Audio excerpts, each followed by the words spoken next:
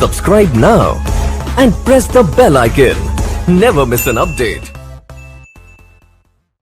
નમસ્કાર દોસ્તો, આપણી YouTube channel mission for government જોબમાં તમારું સ્વાગત છે। આજે આ વિડીયોમાં આપણે ટેટ 1, ટેટ 2 અને ટાટ 1ની પરીક્ષા કોણ આપી શકે છે અને કયા કયા ધોરણમાં એની નિમણૂક થાય છે વગેરે માહિતી આપણે આ વિડીયોમાં જોવાના છીએ। જો તમે અમારી યુટ્યુબ ચેનલમાં નવા હોય તો અમારી યુટ્યુબ ચેનલને સબસ્ક્રાઈબ કરો અને એની બાજુમાં આવેલા બેલ આઇકનને પ્રેસ કરો, જેથી કરીને અમારા યુટ્યુબ ચેનલની કોઈ પણ અપડેટ આવે તો તમારા સુધી પહેલાં પહોંચી શકે। સૌપ્રથમ તો ટેટ 1ની પરીક્ષા અને ટેટ 2ની પરીક્ષા જે લોકોએ પીટીસી કરેલી છે એ લોકો આપી શકે છે અને ટેટ 2ની પરીક્ષા બીએડવાળા પણ વિદ્યાર્થીઓ આપી શકે છે। ટેટ 1ની પરીક્ષામાં 1 થી તે 5મા ધોરણમાં તમારે શિક્ષક તરીકે ફરજ બજાવવાની રહે છે। ત્યારબાદ ટેટ 2ની પરીક્ષામાં તમારે 6 થી તે 8મા ધોરણમાં તમારે શિક્ષક તરીકે ફરજ બજાવવાની રહે છે। ત્યારબાદ ટાટની પરીક્ષામાં તમારે બીએડ કરેલું ફરજિયાત હોવું જોઈએ। પીટીસીવાળા વિદ્યાર્થીઓ આ પરીક્ષા આપી શકતા નથી। આ પરીક્ષા પાસ કર્યા પછી તમારે 9 થી તે 12મા ધોરણમાં તમને શિક્ષક તરીકે નિમણૂક કરવામાં આવે છે અને તમારે ત્યાં ફરજ બજાવવાની રહે છે। આજે આ વિડીયોમાં આપણે ટેટ 2ની પરીક્ષા વિશે જોઈશું। આગામી 7મા મહિનામાં ટેટ 2ની સારી એવી જાહેરાત અને સારી એવી જગ્યા આવવાની સંભાવના છે, કેમ કે આપણા ગુજરાતના શિક્ષણ મંત્રી દ્વારા જાહેરાત કરવામાં આવી છે। એના પછી પણ જે આપણા ગુજરાત રાજ્ય શિક્ષણ બોર્ડ છે એના દ્વારા પણ આની ઓફિશિયલ જાહેરાત કરવામાં આવી છે કે શિક્ષકોની ઘટ હોવાના કારણે આગામી થોડાક સમયમાં શિક્ષકોની નવી ભરતી કરવામાં આવશે અને આગામી થોડાક સમયમાં પરીક્ષા પણ લેવામાં આવશે। આની ચર્ચાને કારણે અને આ ટોપિકના કારણે આપણે આ વિડીયો બનાવ્યો છે। સૌપ્રથમ તો આપણે ચાલુ કરીએ। એમાં પ્રથમ ટોપિક છે ટેટ 2ની એક્ઝામની પેટર્ન। સૌપ્રથમ ટેટ 2ની એક્ઝામની પેટર્નમાં પ્રથમ વિભાગ 75 માર્ક્સનો અને બીજો વિભાગ પણ 75 માર્ક્સનો આવે છે। આમ કુલ 75 થઈને 150 માર્ક્સનું પેપર આવે છે। આ પેપરની આ પેટર્ન છે। ત્યારબાદ ટેટ 2ની પરીક્ષામાં કુલ 2 વિભાગમાં વહેંચાયેલી છે, જે આપણે આગળ જોયું કે 75 માર્ક્સના 2 વિભાગો છે। આપણે આ સ્લાઇડમાં ટેટ 2ની એક્ઝામનો સિલેબસ જોઈશું। સિલેબસમાં જોવા જઈએ તો સૌપ્રથમ જે પહેલો વિભાગ છે એ 75 માર્ક્સનો હોય છે। 75 માર્ક્સના વિભાગમાં 6 થી તે 8માં ગણિત અને વિજ્ઞાનના વિષયનો કન્ટેન્ટ પૂછવામાં આવે છે। જે લોકોએ પોતાનો વિષય ગણિત અને વિજ્ઞાન છે એ લોકો માટે ગણિત અને વિજ્ઞાનના લગતું 75 માર્ક્સનું પેપર આવે છે। જે લોકોનો વિષય સમાજ વિદ્યા અથવા લેંગ્વેજ એટલે કે ભાષા છે તો એના વિષયનું 75 માર્ક્સનું પેપર આવે છે। ત્યારબાદ બીજા વિભાગમાં 75 માર્ક્સનું અલગથી એક પેપર આવે છે। એમાં અલગ અલગ 4 ટોપિકનો સમાવેશ કરેલો છે। આ 4 ટોપિક આપણે આગળની સ્લાઇડમાં જોઈશું। 4 ટોપિકમાં તો સૌપ્રથમ તો મનોવિજ્ઞાન કુલ 35 ગુણનું આવે છે। મનોવિજ્ઞાન માટે તમારે એક બુક વાંચવાની રહેશે। આ બુકમાંથી તમે સારું મેક્સિમમ મનોવિજ્ઞાન કવર કરી રહ્યા છો।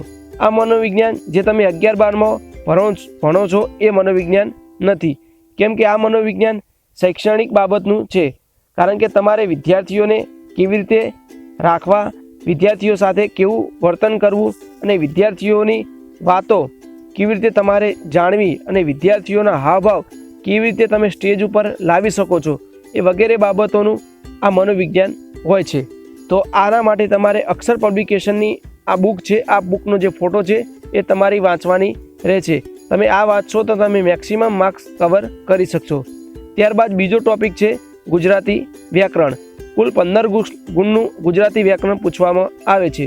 ગુજરાતી વ્યાકરણ કવર કરવા માટે તમારે વર્લ્ડ બોક્સની પ્રકાશનની બુક આવે છે ગુજરાતી વ્યાકરણ, એ લાવવાની રહેશે। ગુજરાતી વ્યાકરણમાં અલગ અલગ છંદ, અલંકાર, સમાસ, ભાષા શુદ્ધિ, જોડણી વગેરે ટોપિકોનો સમાવેશ થયેલો હોય છે।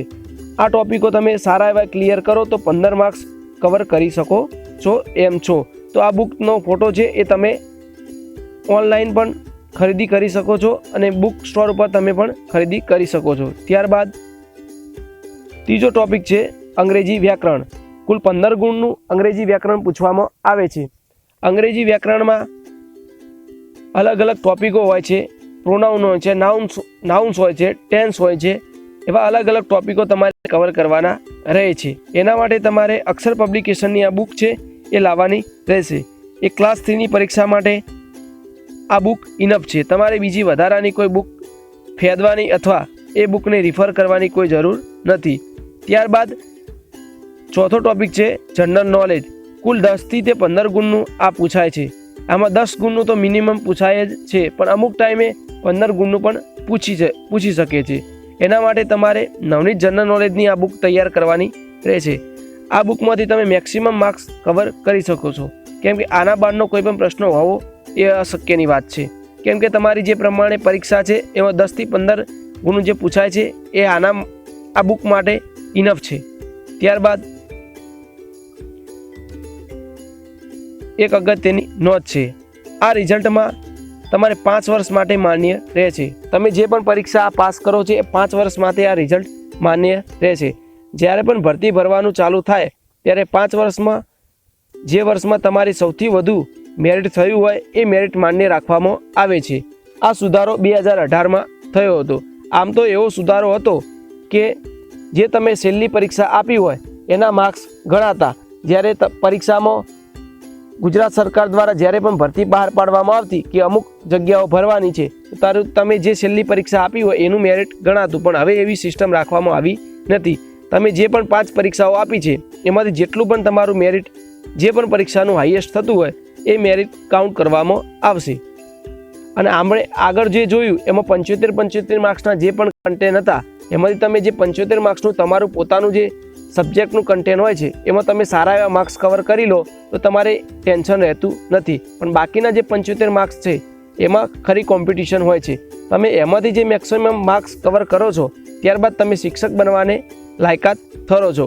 કેમ કે મેરિટ નીચું રહેવાના ચાન્સીસ હોતા નથી. કેમ કે કોમ્પિટિશન જે પ્રમાણે હોય છે એમાં 2 થી 3 લાખ ફોર્મ આવે છે, પણ જે લોકો તૈયારી કરે છે એ પૂરી ડેડિકેશન સાથે તૈયારી કરતા હોય છે. જેથી કરીને જે પણ વિદ્યાર્થીઓ આ ટેટ 1ની અથવા ટેટ 2ની જે બી પરીક્ષાની તૈયારી કરે છે એ પૂરો ટાઈમ આપી અને પૂરું શિડ્યુલ બનાવીને આ પરીક્ષાની તૈયારી કરે, જેથી કરીને એ લોકો સહેલાઈથી સફળ નીવડી શકે. ત્યારબાદ પરિણામ સુધારવા માગતા હોય તો તમે ફરીથી પણ પોતાનો એટેમ્પ આપી શકો છો. ભરતી વખતે તમે જે પરિણામ રજૂ કરેલું હશે એના ગુણ ગણતરીમાં લેવા છે. આ પણ તાજેતરમાં સુધારો થયેલો છે. ત્યારબાદ તમને કોઈ પણ તકલીફ જેવું લાગે, કોઈ પણ તમને ડાઉટ જેવું લાગે તો તમે આ હેલ્પલાઇન નંબર ઉપર આગળ બોર્ડને જાણ કરી શકો છો. ત્યારબાદ આ ઈમેલ એડ્રેસ ઉપર પણ તમારી જે પણ તમને પ્રોબ્લેમ થયો છે એ માહિતી મેળવી શકો છો. ત્યારબાદ વેબસાઇટ દ્વારા પણ તમે માહિતી મેળવી શકો છો. ત્યાર પણ તમે રૂબરૂ જઈને પણ આ રાજ્ય પરીક્ષા બોર્ડ સેક્ટર 21માં ગાંધીનગર જઈને પણ તમે તમારે જે પણ વાંધો થયો હોય એના માટે તમે અરજી કરી શકો છો. જો તમને અમારો વિડીયો ગમ્યો હોય તો અમારા વિડીયોને વધુમાં વધુ શેર કરો. કેમ કે આગામી જે 7મા મહિનામાં ટેટ 2ની વેકેન્સી આવવાની છે એ લોકોને આ વિડીયો ઉપયોગી બની રહે અને વધુમાં વધુ એ લોકો સારા એવા માર્ક્સ કવર કરી શકે. એના માટે વિડીયો શેર કરો. Thank you for watching hour video.